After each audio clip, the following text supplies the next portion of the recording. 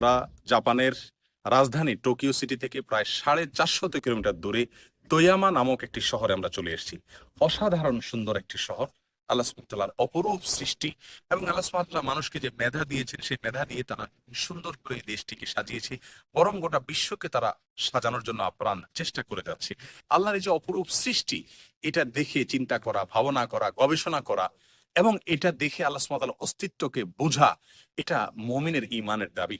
আল্লাহ সুবহানাহু ওয়া তাআলা কোরআনে কারীমের ভিতরে উলুল আলবাব বা জ্ঞানী লোকদের কথা বলতে গিয়ে বলেছেন, আল্লাযীনা ইয়াযকুরুনাল্লাহা কিয়ামান ওয়া কুউদা ওয়া আলা জুনুবিহিম, যারা দাঁড়িয়ে বসে শুয়ে সর্বাবস্থায় আল্লাহর কথা স্মরণ করে, ওয়া ইয়াতাফাক্কারুনা ফি খালকিস সামাওয়াতি ওয়াল আরদ, আল্লাহর সৃষ্টি নিয়ে যারা চিন্তা করে, গবেষণা করে, কল্পনা করে এবং সেখান থেকে আল্লাহর অস্তিত্বকে আবিষ্কার করে এবং বলে সুবহানাক, আল্লাহ আপনি পবিত্র, মা খালাকতা হাযা বাতিলা, আপনি এগুলোর কোনটি অনর্থক সৃষ্টি করেননি, ফাকিনা আযাবান নার, তুমি আমাদেরকে জাহান্নামের আগুন থেকে রক্ষা করুন। প্রিয় দর্শক, আল্লাহর সৃষ্টি থেকে আমরা শিক্ষা নেই, চিন্তা করি, গবেষণা করি, ভাবনা করা, চিন্তা করা এবং কল্পনা করা, সেখান থেকে শিক্ষা গ্রহণ করা, আল্লাহর সৃষ্টি দেখে চিন্তা করা, ভাবা, এই ইবাদতটি, এটা থেকে আমরা আজ অনেক দূরে সরে গেছি।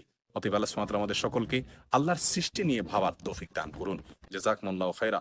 আসসালামু আলাইকুম ওয়া রাহমাতুল্লাহি ওয়া বারাকাতুহু।